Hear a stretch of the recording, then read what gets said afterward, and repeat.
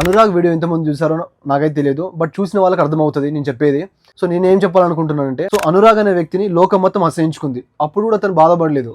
నాకు ఫరక్ పడదు, చూసుకుందాం, కుల్లగా చూసుకుందాం, ఎట్లయితే గట్లనే ఛాలెంజింగ్గా తీసుకొని మెట్టు ఎదిగాడు అనమాట మనోడు. అసలు తను చూడండి ఒకసారి, తన ఇన్స్టాగ్రామ్లో 7 మిలియన్ ఫాలోవర్స్ ఉన్నారు. ఇంకా యూట్యూబ్ నుంచి మనోడికి 15 to 20 lakhs వస్తుంది అనమాట.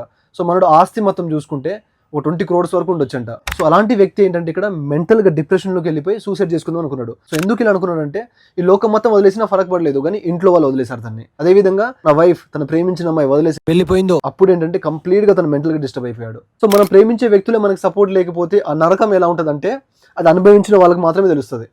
అవునా కదా? నాకు తెలిసి ఈ జనరేషన్లో ప్రతి ఒక్కరు అది అనుభవిస్తున్నారు, నాకు తెలుసు అదే. ఎందుకంటే ఇక్కడ ఎవరు స్వార్థం వాళ్ళు చూసుకుంటారు, ఎవరు మనతో ఉండరు. అనురాగ్ కూడా లైవ్ స్ట్రీమింగ్లో పెట్టి అదే చెప్పారు. అనురాగ్ వేడుకున్నాడు, అమ్మ నెక్స్ట్ జన్మంటూ ఉంటే నాకు నీ ప్రేమ ఇవ్వమ్మా అని వేడుకున్నాడు ఆయన.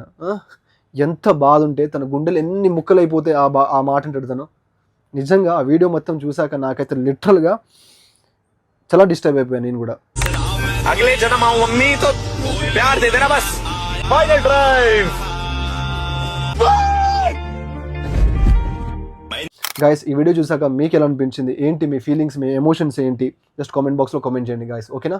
అదేవిధంగా ఈ వీడియో మీ ఫ్యామిలీ మెంబర్స్కి, మీ ఫ్రెండ్స్కి షేర్ చేయండి. మన ఛానల్ని ఫాలో చేసుకోండి. Signing off Gopichand, bye.